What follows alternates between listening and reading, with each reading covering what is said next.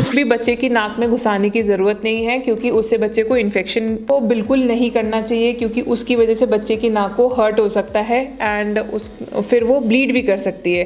Washroom में धुआं हो गया है, यानी कि स्टीम हो गई है, तब आप बच्चे को थोड़ी देर के लिए steam. Hi guys, welcome back to my channel. मैं हूं आपकी दोस्त गरिमा और आज मैं लेकर आई हूं आपके लिए बहुत ही ज़्यादा इन्फॉर्मेटिव वीडियो। आज इस वीडियो में हम जानेंगे कि बच्चे की जो नाक है, न्यूबॉर्न बेबी हुए या 1 से 1.5, 2, 2.5 साल तक के बेबी की जो नोज़ है उसको घर पे किस तरीके से और आसानी तरीके से बिना बच्चे को हर्ट किए साफ़ कर सकते हैं। सो वीडियो को ज़रूर लास्ट तक ज़रूर देखिएगा। Now without wasting any time let's get started. So friends, newborn babies की जो नोज़ होती है, नॉस्ट्रल होती है, वो बहुत छोटे छोटे होते हैं। 1.5, 2, 2.5 साल के बच्चों की भी जो नॉस्ट्रल होती है वो बहुत छोटे छोटे होल्स होते हैं उनके।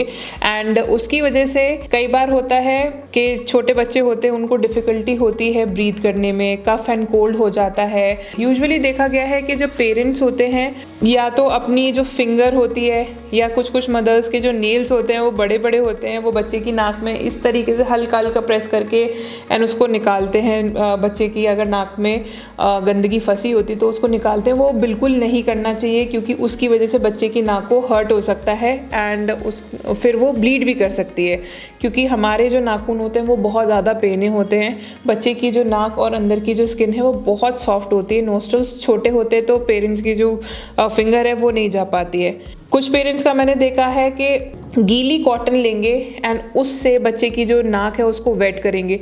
गीली कॉटन को नहीं लेना है। अगर आप कॉटन का यूज़ करें, पहले तो ऐसी कोई भी चीज़ें नहीं यूज़ करनी है, बट फिर भी अगर आप उसको बाहर से क्लीन करना चाह रहे हैं, यहाँ से तो ठीक है, तो हल्की वेट और पूरी पानी निचड़ा हुआ उस कॉटन में से निकाल दीजिए। अगर पानी है बिल्कुल भी तो उस कॉटन को अच्छे से निचोड़ के हल्का सॉफ्ट ड्राई कर लीजिए एंड देन फिर आउटर एरिया, यानी कि यहाँ से इधर नॉस्ट्रल के बाहर से आप उसको क्लीन कर सकते हैं। बस इस तरीके से कर सकते हैं। कुछ भी बच्चे की नाक में घुसाने की ज़रूरत नहीं है, क्योंकि उससे बच्चे को इन्फेक्शन कॉज हो सकता है, उसको लग सकती है और कई बार होता है कि हमें पता नहीं चलता, उसको ब्लीड भी हो सकता है और कहीं अंदर जाकर भी इंजरी हो सकती है। कुछ पेरेंट्स को मैंने देखा है कि वो ईयरबड यूज़ करते हैं बच्चे की नाक को साफ़ करने के लिए। बिल्कुल गलत है, बिल्कुल गलत है।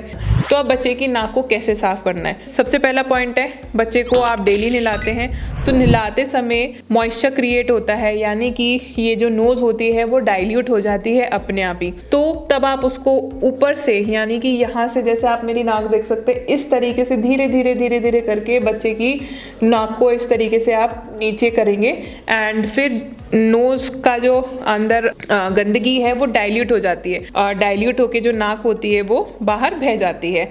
और नहलाते समय तो सबसे ज़्यादा आसान है और बच्चा करने भी देता है। यूजुअली बच्चे जो हैं वो करने भी देते हैं जब छोटे होते हैं, तो आप आसानी से डेली बच्चे की नाक ऐसे क्लीन कर सकते हैं। अब अगर बच्चा फीड लेता है, बहुत छोटा बच्चा है, न्यूबॉर्न बेबी है, तो उसके लिए तो और भी ज़्यादा ज़रूरी है नोज़ को क्लीन करना, जिससे कि वो आसानी से जितना भी मर्जी चाहे वो दूध पी सकता है, whether it is top milk और whether it is breast milk. बात करते हैं कि सर्दियाँ हैं, बच्चे को कैसे नहलाया जाए। आपने टेम्परेचर जो है वो रूम का मेंटेन करके रखा हुआ है, ब्लोअर चला के रखा हुआ है, तो ब्लोअर से क्या होता है, कई बार जो मॉइस्चर होता है एयर का वो कम्प्लीटली निकल जाता है और ड्राई हो जाता है। इसकी वजह से देखा गया है कि बच्चों की जो नाक है, अंदर जो गंदगी है वो जम जाती है, ड्राई हो जाती है एंड फिर उनको डिफ़िकल्टी होती है। तो आप क्या कर सकते हैं, अगर सर्दियाँ हैं तो एक किसी पतीले में, बड़े में आप पानी रख दीजिए। वाटर जो होगा वो जो ह्यूमिडिटी है होनी चाहिए जो एयर में, वो मेंटेन करके रखेगा। या फिर आप ह्यूमिडिफायर का भी इस्तेमाल कर सकते हैं, इर्रिस्पेक्टिव कि अगर ब्लोअर चला रहे हैं तो भी आप ह्यूमिडिफायर का इस्तेमाल कर लिए एयर, अगर आप एसी भी चला रहे हैं तो भी आप ह्यूमिडिफायर का इस्तेमाल कर सकते हैं, जिससे कि जो एयर में जो मॉइस्चर होता है, जो मॉइस्चर है एयर में, वो मेंटेन रहेगा। कम्प्लीटली एयर आपके रूम की जो है वो ड्राई नहीं रहेगी।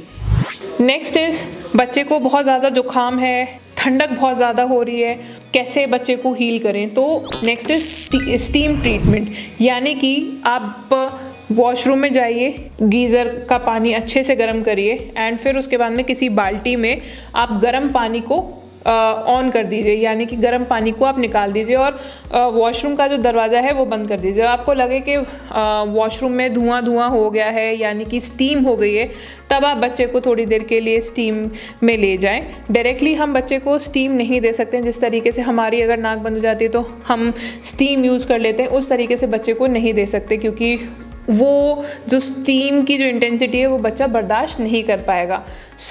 आप वॉशरूम में बच्चे को ले जा सकते हैं, गर्म पानी की जो भाप पूरे वॉशरूम में हो जाए, देन फिर आप बच्चे को ले जाइए। तब तक जब आप लेकर जाएंगे 2 से 5 मिनट के अंदर अंदर बच्चे की जो नोज़ है, नोज़ के अंदर जो गंदगी है वो डाइल्यूट हो जाएगी। एंड डाइल्यूट होने के बाद में आप आराम से सेम इसी प्रोसेस के थ्रू ऐसे करके और नीचे उसको वाइप ऑफ कर सकते हैं। तो इस तरीके से बच्चे की जो नाक है सर्दियों में स्पेशली वो क्लीन हो सकती है। अगर बच्चे की नाक बंद है तो हमें क्या करना है, that is we have to focus on hydration. यानी कि बच्चा अगर बहुत छोटा है, ब्रेस्ट मिल्क पी रहा है या टॉप मिल्क पी रहा है, और उसकी डेली नाक को हमें क्लीन करना है, जो कि बहुत ज़्यादा ज़रूरी है कि वो क्लीन रहे।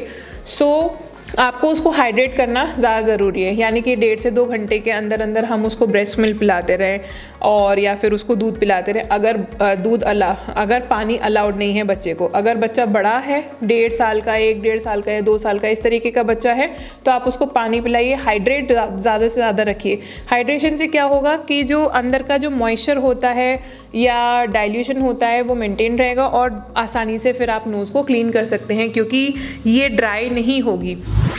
अब बहुत जम गई है, छोटा बच्चा है, तो उसके अलावा हम क्या यूज़ कर सकते हैं, then is saline nasal spray, जो डॉक्टर हमें रिकमेंड करते हैं छोटे बच्चों के लिए, तो वो हम बच्चों को आसानी से हम डाल सकते हैं। बट सलाइन नेज़ल स्प्रे आपको तभी यूज़ करनी है जब बच्चे को कफ एंड कोल्ड हो। कफ एंड कोल्ड की वजह से जो नाक ब्लॉक हो जाती है उसको तब आप सलाइन नेज़ल स्प्रे यूज़ कर सकते हैं। तो बहुत ही आसान तरीका है, बच्चे को एक तरफ लिटाइए, गर्दन हल्की सी टिल्ट कीजिए, 2 ड्रॉप एक नाक में डालिए, फिर बच्चे को ऑपोजिट साइड पलट दीजिए इस तरीके से, जिससे कि उसका जो नाक और है कान एक तरफ ऊपर की तरफ हो, दूसरी साइड का जिसमें डाला है आपने वो साइड ऊपर हो, एंड जो नोज़ खाली है वो नीचे की तरफ हो। इसी तरीके से ये वाला प्रोसेस 2 बूंद हम दूसरी नॉस्ट्रल में डालेंगे, फिर उसके बाद में हम दूसरी तरफ बच्चे का हेड टिल्ट कर देंगे, एंड इस तरीके से आप सलाइन नेज़ल स्प्रे जो है वो डाल सकते हैं। कोई उसमें दिक्कत वाली बात नहीं है। अगर आपके पास में नेज़ल बल्ब सिरिंज है, यानी कि एक बल्ब होता है और आगे हल्की सी नॉस्ट्रल में घुसाने के लिए एक सिरिंज टाइप होती है, वो बहुत सबसे ज़्यादा यूज़फुल है और सबसे ज़्यादा इजी टू यूज़ है। तो अगर बड़े बच्चे जो 1, 1.5, 2 साल के बच्चे होते हैं वो नोज़ में डलवा सकते हैं उस चीज़ को, तो फिर आप आसानी से जो पूरा जो म्यूकस है, जो गंदगी है, वो आप कम्प्लीटली सक कर सकते हो उस बल्ब के थ्रू। तो उसको यूज़ कैसे करना है, पीछे की तरफ बल्ब होता है, बल्ब को प्रेस करिए जिससे कि अंदर की जो सारी हवा है वो निकल जाए। आगे का जो सिरिंज है हल्का सा टिप अंदर घुसानी है नॉस्ट्रल में, बहुत डीप नहीं लेके जाना है, क्योंकि बच्चा अगर हिला डुला तो उसको हर्ट भी हो सकता है। सो हल्की सी मेक श्योर कीजिए कि बहुत ही हल्की सी टिप आप अंदर की तरफ बाहर की तरफ इस तरीके से रखेंगे, अंदर की तरफ हल्का सा नॉस्ट्रल के बच्चे की नोज़ में, और फिर उसके बाद में उसको सक कर लेंगे, यानी कि उसको दबा देंगे और सारा का सारा जो म्यूकस है वो बाहर निकल जाएगा। एंड बहुत ज़्यादा आसान प्रोसेस है बच्चे की नोज़ को क्लीन करना। एस्पिरेटर्स भी यूज़ कर सकते हैं, सेम सिरिंज बल्ब की तरीके से, बल्ब सिरिंज की तरीके से यूज़ होता है। बहुत ही आसान तरीका है इनको यूज़ करने का। बट सबसे ज़्यादा आसान है, डेली क्लीन करना है तो आप बच्चे को नहलाइए। जैसे गर्मियाँ होती हैं, डेली बच्चे को नहलाते हैं हम, तो उस तरीके से नहलाइए। अगर सर्दियाँ हैं तो स्टीम ट्रीटमेंट सबसे ज़्यादा कामयाब है। सो फ्रेंड्स, इस तरीके से आप बिना हैसल के, बिना किसी तकलीफ़ के, बच्चे को तकलीफ़ दिए, आप उसकी नोज़ को डेली क्लीन कर सकते हैं एंड हाइजीन मेंटेन कर सकते हैं बच्चे की। सो फ्रेंड्स, होप आपको मेरी वीडियो पसंद आई होगी। प्लीज़ लाइक एंड शेयर करना ना भूलें, चैनल को सब्सक्राइब ज़रूर करें एंड कमेंट बॉक्स में कमेंट ज़रूर शेयर करें। So then see you soon in the next video. Thank you.